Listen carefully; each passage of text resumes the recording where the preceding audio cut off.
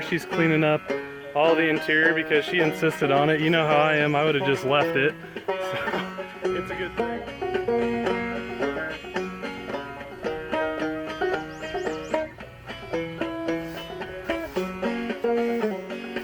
With all the crap out of it, we're noticing that it has a pretty darn good bed floor in it, despite the rust on the sides. So that's just what you see with typical Iowa weather driving, Midwestern weather.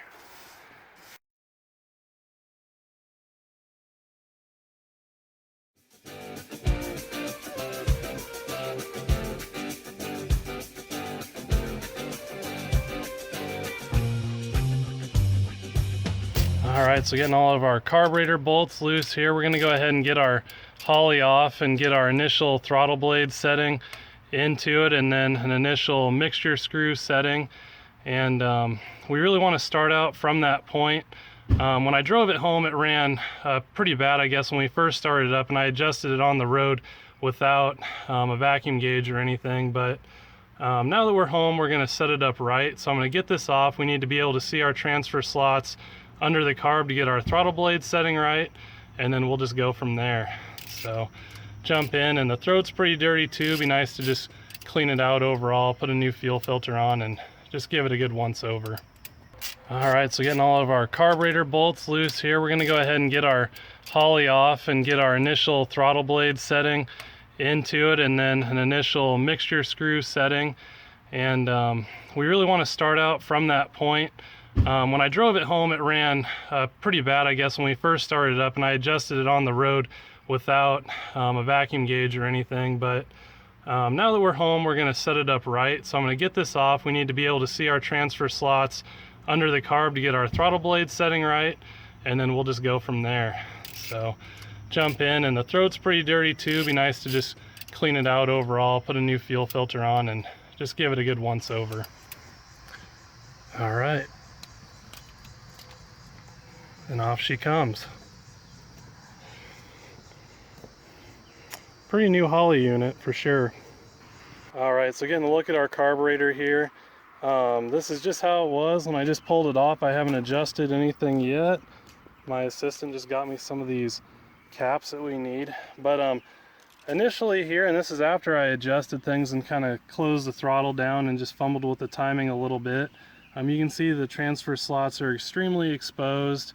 The mix screws are way out.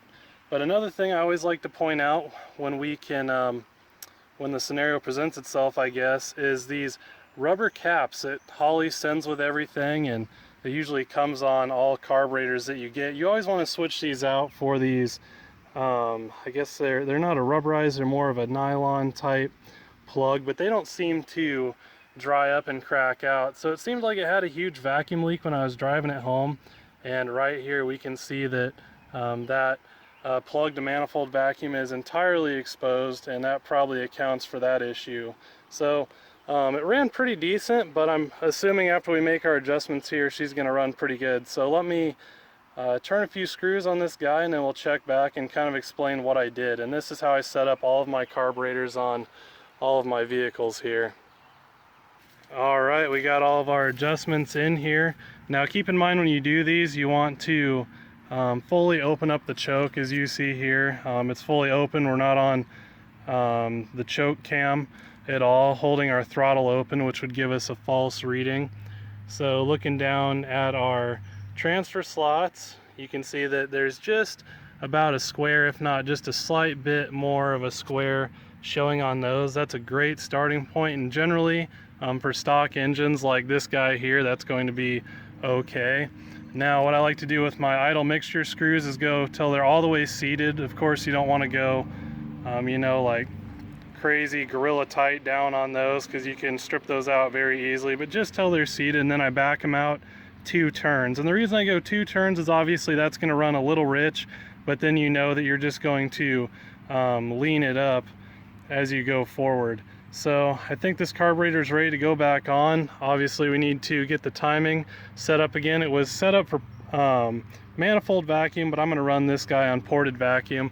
Now I had Emily pull the other carburetor out of the box, which I was told was the old auto light, but maybe these never came with an auto light, possibly, because it looks like that's a Holly and it looks like a very old school Holley, might even be the original unit to the truck, so that's pretty interesting. I do need to verify if this is a 390 or not, but it's really looking like with the factory 4-barrel, it doesn't look like that was transplanted from anything. And with the 4-barrel carburetor there being a Holley and whatnot, you know, it's interesting. So we will definitely have to verify that, but it's looking like a 390. So I'm gonna get this thrown back on and get some timing in this truck and keep rolling right along. All right, we got the carburetor back on the rig here and all bolted down. Everything's hooked up. I need to throw a little vacuum plug on here before I go too much farther and forget. But I did forget to point out that we do have a carburetor spacer, which is really nice to keep the heat off the carburetor. Obviously, as your carb gets hot, your fuel gets hot and it can vaporize. And if it doesn't vaporize, you know, it gets much less dense and really messes with your air-fuel ratio. So I'm real happy to see that insulative unit on there. And it's kind of a unique piece where it seems to have something for the old, what might have been like a heat riser or something coming off an exhaust port. I'm really not super familiar with the FE stuff like I am the small block stuff, but suffice it to say that that's a specialized spacer there. Now we've turned the crank around and then gotten to top dead center. Now you obviously always want to verify top dead center by at least having a plug out and turning the crank until you feel compression pressing against your thumb. But I drove this rig home, so I'm pretty confident that you know, everything is accurate here. So we went ahead and made a mark, if you can see it down there on the harmonic balancer, that white line at 10 degrees before top dead center. So that's what I'm going to go ahead and shoot for with my idle. So we'll get it fired up, we'll get it timed in. Obviously you want to pull off your vacuum when you're setting this all up so you're not getting a vacuum reading. This is supposed to be your mechanical initial advance, and on ported vacuum anyway, it shouldn't play a factor if you have your throttle blades set up correctly, which we do. But anyway, I think we're all set up to go here. All right, we got fresh oil in, the engine's running, good oil pressure.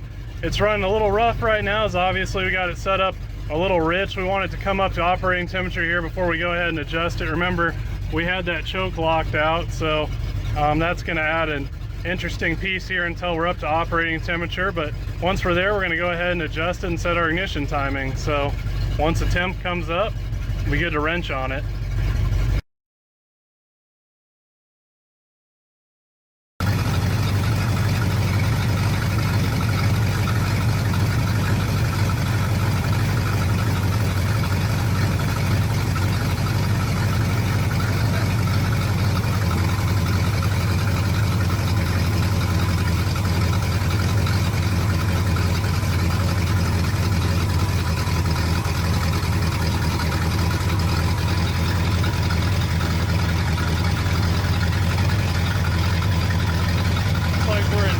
Pretty good shape here. Try not to get my hand cut off. Nice low idle, probably 500 RPM.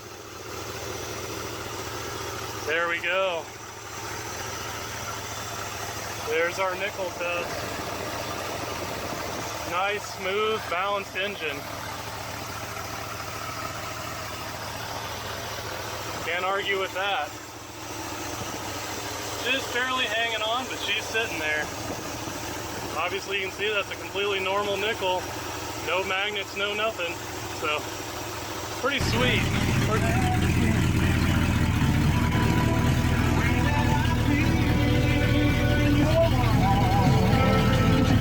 Definitely has door speakers.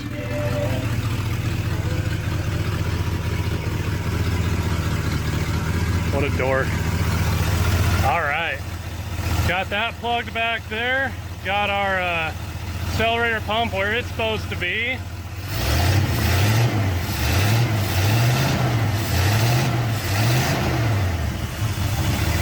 Runs good and healthy now. That's what we like to see.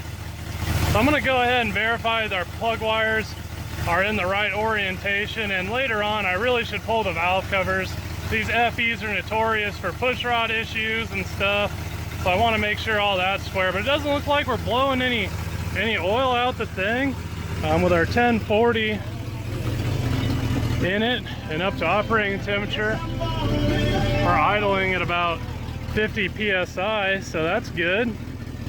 Might get tetanus, but oh well. That's Iowa for you. In rust we trust around here.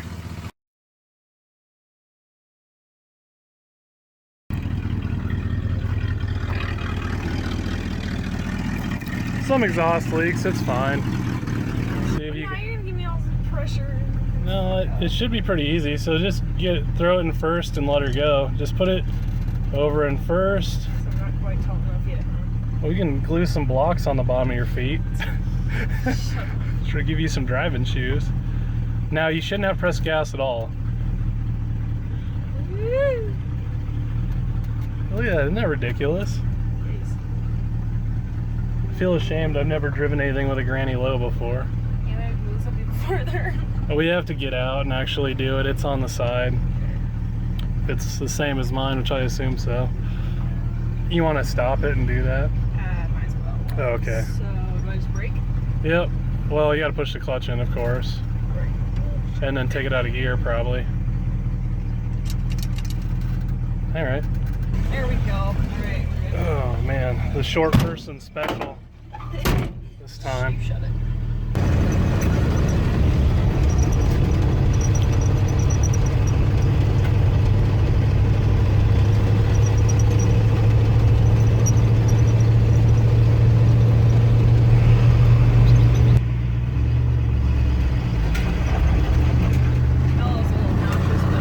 A little bit of a peel out. It's got a lot more power than the old Ranger does.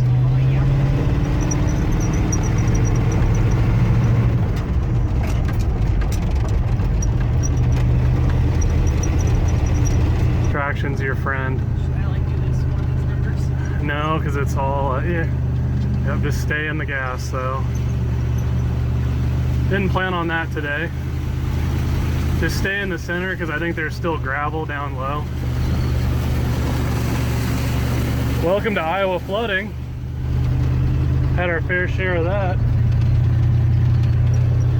Good old heavy rig, laughed that right off. I think I can actually turn up here if this person's in the way. There's Gotcha. actually a little side road for one person.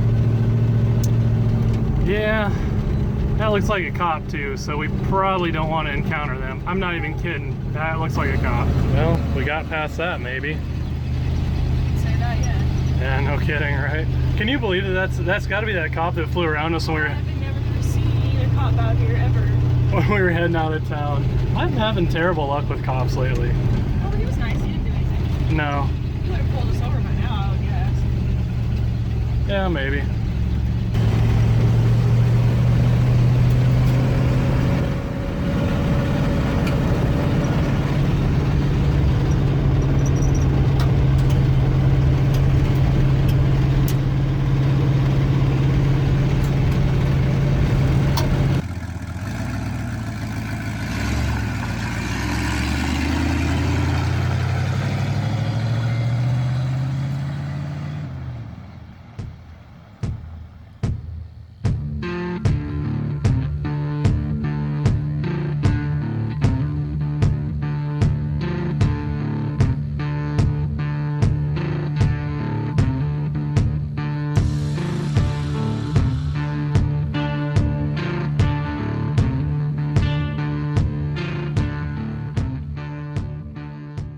Want to go incrementally, so we don't want to go past what we're actually aiming for.